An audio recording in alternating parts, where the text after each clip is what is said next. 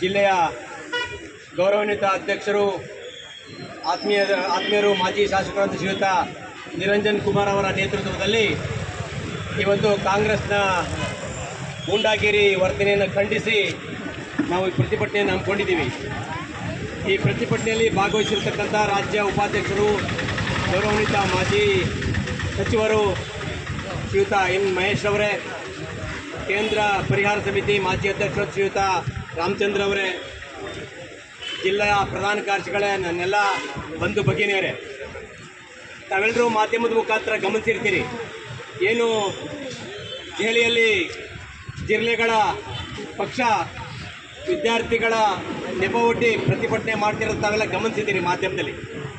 ಬಂಧುಗಳೇ, ನೀಟ್ ಪರೀಕ್ಷೆಯಲ್ಲಿ ಆಗಿರುವಂಥ ಗೊಂದಲವನ್ನು ಸರಿಪಡಿಸಿ ಈಗಾಗಲೇ ಅತ್ಯಂತ ವ್ಯವಸ್ಥಿತವಾಗಿ ಮತ್ತೊಮ್ಮೆ ನೀಟ್ ಪರೀಕ್ಷೆ ನಡೆದಾಗಿದೆ. ಎಂಥ ವ್ಯವಸ್ಥಿತ ಅಂದರೆ ಆ ಒಂದು ಪ್ರಶ್ನೆ ಪತ್ರಿಕೆಯನ್ನು ಹೆಲಿಕಾಪ್ಟರ್ ಮುಖಾಂತರ ತಂದು ಒಡ್ಡುವಂಥ ಕಾರ್ಯಕ್ರಮವನ್ನು ಹಮ್ಮಿಕೊಂಡಿದ್ವಿ ನಾವು. ಈಗಾಗಲೇ ಪರೀಕ್ಷೆ ಮುಗಿದು ಈಗಾಗಲೇ ಸೀಟುಗಳ ಹಂಚಿಕೆ ಆಗ್ತಾ ಇದೆ. ಯಾವುದೋ ಒಂದು ಕುತಂತ್ರಕ್ಕೋಸ್ಕರ ವಿದ್ಯಾರ್ಥಿಗಳನ್ನು ಎತ್ತಿಕಟ್ಟಿ ಅವರನ್ನು ದುರುಪಯೋಗ ಪಡಿಸ್ಕೊಂಡು ಈ ಕಾಂಗ್ರೆಸ್ ಪಕ್ಷ ಈ ಪ್ರತಿಭಟನೆಯಲ್ಲಿ ಕುಮ್ಮಕ್ಕು ಕೊಟ್ಟು ಅತ್ಯಂತ ಘೋರ ಅರಾಜಕತೆಯನ್ನು ಸೃಷ್ಟಿ ಮಾಡಲಿಕ್ಕೆ ಪ್ರಯತ್ನ ಪಡ್ತಿದೆ. ಪ್ರಾಯಶಃ ಬಂಧುಗಳೇ, ನಾವೆಲ್ಲರೂ ಕೂಡ 8-10 ವರ್ಷಗಳಿಂದನೇ ಮಾತಾಡ್ತಾ ಇದ್ದೀವಿ ಅಮೇರಿಕಾದ ಅಲ್ಲಿರ್ತಕ್ಕಂಥ ಜಾರ್ಜ್ ಸೊರೋಸ್ ಮತ್ತು ಡೀಪ್ ಸ್ಟೇಟ್ ಬಗ್ಗೆ. ಯಾವಾಗ ರಾಹುಲ್ ಗಾಂಧಿ ಹೊರದೇಶಕ್ಕೆ ಹೋಗಿ ಬರ್ತಾರೋ ಆವಾಗೆಲ್ಲ ಈ ಥರದ ಘಟನೆಗಳು ಭಾರತದಲ್ಲಿ ನಡೆಯುತ್ತೆ. ಪ್ರಾಯಶಃ ಅಲ್ಲಿ ಪ್ಲಾನಿಂಗ್ ನಡೆಯುತ್ತೆ, ಇಲ್ಲಿ ಎಕ್ಸಿಕ್ಯೂಟ್ ಮಾಡಲಿಕ್ಕೆ ಆ ಮನುಷ್ಯ ಕುಮ್ಮಕ್ಕು ನೀಡ್ತಾರೆ. ಸೊ ಅಂದರೆ ರಾಹುಲ್ ಗಾಂಧಿ ಈ ದೇಶದ ಪರಿಸ್ಥಿತಿ, ಈ ದೇಶದ ಅಭಿವೃದ್ಧಿಗೋಸ್ಕರ ಈ ದೇಶವನ್ನು ಕಾಪಾಡಲಿಕ್ಕೆ ಪಣತೊಟ್ಟಿರುವಂಥ ರಾಜಕೀಯ ಪಕ್ಷ ಈತನಿಗೆ ಇಡಿಸೋದು. ಈತ ರಾಜಕೀಯ ಅಧಿಕಾರ ಕಳ್ಕೊಂಡು ವಿಲವಿಲ ಒತ್ತಾಡಿ ವಿದೇಶಿಗಳ ಕುಮ್ಮಕ್ಕಿನಿಂದ ತಾನು ಮತ್ತೊಮ್ಮೆ ಪ್ರಬುದ್ಧನಾಗಬೇಕು ಅನ್ನೋ ಒಂದು ಪ್ರಯತ್ನವನ್ನು, ಅವಿವೇಕದ ಪ್ರಯತ್ನವನ್ನು ಮಾಡ್ತಾ ಇದ್ದಾರೆ. ಪ್ರಾಯಶಃ ನೀವೆಲ್ಲರೂ ಆ ಒಂದು ಪ್ರತಿಭಟನೆಯಲ್ಲಿ ಪೊಲೀಸರಿಗೆ ವಿದ್ಯಾರ್ಥಿಗಳು ಕಲ್ಲು ಎಸೆದಿರೋದನ್ನ ನೀವು ಗಮನಿಸಿದ್ದೀರಿ. ಪ್ರತಿಭಟನೆ ಮಾಡುವವರು, ನಾವು ಪ್ರತಿಭಟನೆ ಮಾಡ್ತೀವಿ, ಪೊಲೀಸ್ನವರು ಪ್ರೊಟೆಕ್ಷನ್ಗೆ ಬಂದಿದ್ದಾರೆ, ಅವ್ರಿಗೆ ನಾವು ಪ್ರತಿಭಟನೆ ಮಾಡೋ ಸಂದರ್ಭದಲ್ಲಿ ಕಲ್ಲು ಹೊಡೆಯೋದು ಏನಾದರೂ ಮಾಡಿದ್ರೆ ಪೊಲೀಸ್ನವ್ರು ಏನು ಮಾಡ್ತಾರೆ? ನಮ್ಗೆ ಲಾಠಿ ಚಾರ್ಜ್ ಮಾಡ್ತಾರೋ ಇಲ್ವೋ? ಅದೇ ರೀತಿ ಲಾಠಿ ಚಾರ್ಜ್ ಮಾಡಿದಾರಲ್ಲಿ.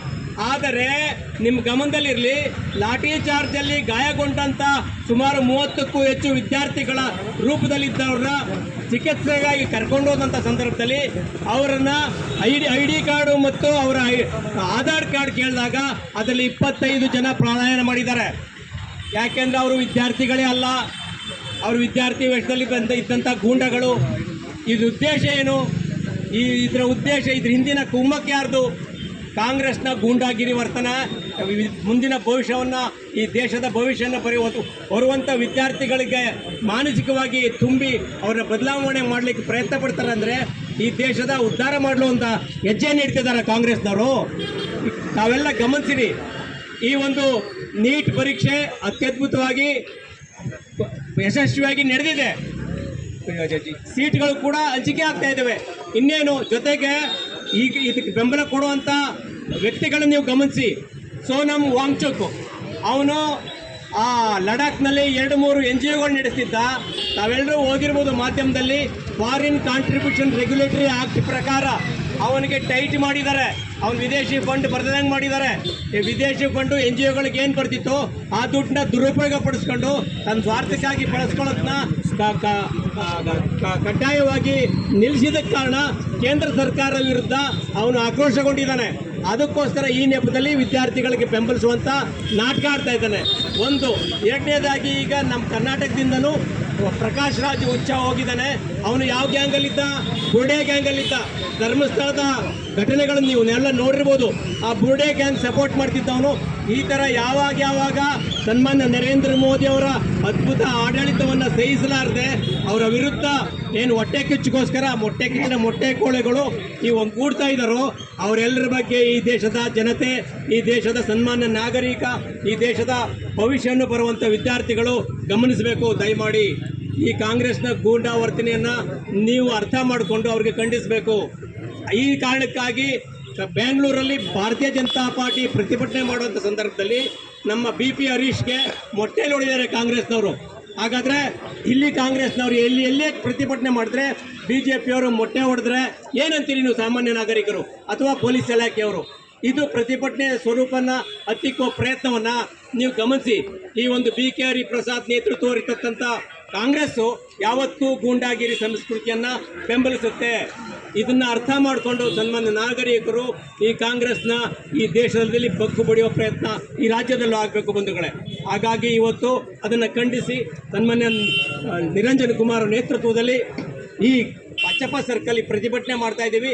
ಇದು ಮಾಧ್ಯಮದ ಮುಖಾಂತರ ಇಡೀ ಸಾಮಾನ್ಯ ಜನರಿಗೂ ತಲುಪಬೇಕು ಅಂತ ವಿನಂತಿಸ್ಕೊಂಡು ಇಲ್ಲಿ ನಮಗೆ ರಕ್ಷಣೆ ಕೊಡುವಂಥ ಪೊಲೀಸರಿಗೆ ಮಾಧ್ಯಮದ ಮುಖಾಂತರ ನಮ್ಮ ವಿಚಾರಗಳನ್ನ ಮಂಡಿಸುವಂಥ ಮಾಧ್ಯಮದ ಮುಖ ತಿಳಿಸುವಂಥ ನನ್ನ ಮಾಧ್ಯಮದ ಮಿತ್ರರಿಗೆ ಪ್ರತಿಭಟನೆಯಲ್ಲಿ ಭಾಗವಹಿಸಿರ್ತಕ್ಕಂಥ ನನ್ನೆಲ್ಲ ಬಂಧು ಭಗಿನಿಯರಿಗೆ ಅತ್ಯಂತ ಹೃದಯಪೂರ್ವಕ ಧನ್ಯವಾದಗಳನ್ನ ಅರ್ಪಿಸ್ತಾ ನನ್ನ ಮಾತುಗಳನ್ನ ಮುಗಿಸ್ತೀನಿ ಬಂಧುಗಳೇ.